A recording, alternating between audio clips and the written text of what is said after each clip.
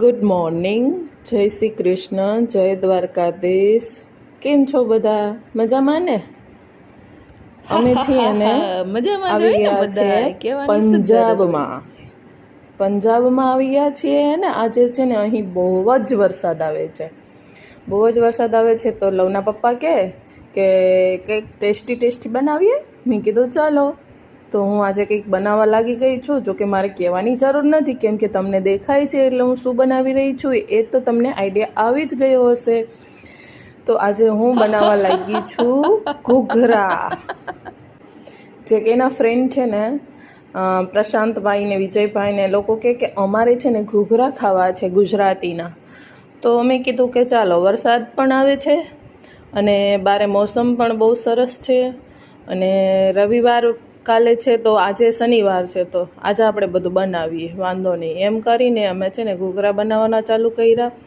અને અમે જ્યાં રહીએ છીએ ને ત્યાં એક બીજા પંજાબી લોકો રહે છે ને, એને બી અમે કીધું કે તમે પણ કંઈ ન બનાવતા, આજે અમે પણ તમને અમારા ગુજરાતીના ઘૂઘરાનો ટેસ્ટ કરાવશું. તો એ લોકો પણ જ્યારથી મેં બધું રેસીપી ચાલુ કરવાનું કર્યું છે ને ત્યારથી મારી પીછે ફરતી ફર્યા જ કરે છે કે એ લોકો જોવે છે કે હું કેમ બધું બનાવું છું, હું ક્યારથી બનાવું છું ને. તો મને એની એક બેબી છે ને, તો મને એવું જ કીધા રાખે છે કે દીદી તમે આટલું બધું કામ કેમ કરો છો, આટલું બધું કામ કેમ કરું છું, તમને રસોઈ ગમે છે?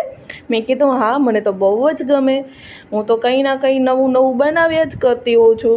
તો આજે છે ને હું ઘૂઘરા બનાવતી હતી, પછી લવના પપ્પા છે ને એ તળતા હતા, ઘૂઘરાને ફ્રાય કરતા હતા. તો મેં એને કીધું કે એક ઘાણો બની ગયો ને, તો મેં કીધું આ લોકોને બનાવીને આપો. તો એ લોકો એમ કે અમે તો ઘૂઘરા ઉપર આવું કંઈ નાખીએ કરીએ નહીં, અમે ખાઈએ પણ અમે મીઠા ઘૂઘરા ખાઈએ.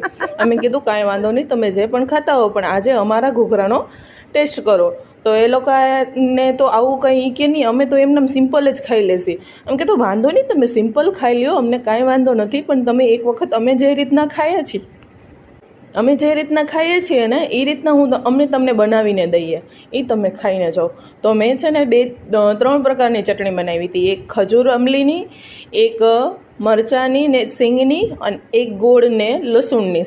તો 3 પ્રકારની ચટણી બનાવી. મેં લવના પપ્પાને કીધું કે તમે છે ને એક કામ કરો, આ લોકોને બનાવી દો. તો એની મસ્ત સરસ મજાની પહેલાં તો એક લવભાઈને ડીશ બનાવીને દીધી, અને પછી એક ડીશ છે એ અહીંયા અમારે એક બેન રહે છે બાજુમાં, એને એ ભાવિકા અને એના મમ્મીને બનાવીને દીધી. અને એ લોકોએ ચાખ્યા અને ખાધા, અને પછી કે ઓ વાહ રે વાહ, તમારા ઘૂઘરાનો ટેસ્ટ એટલે શું ગજબ કેવું પડે.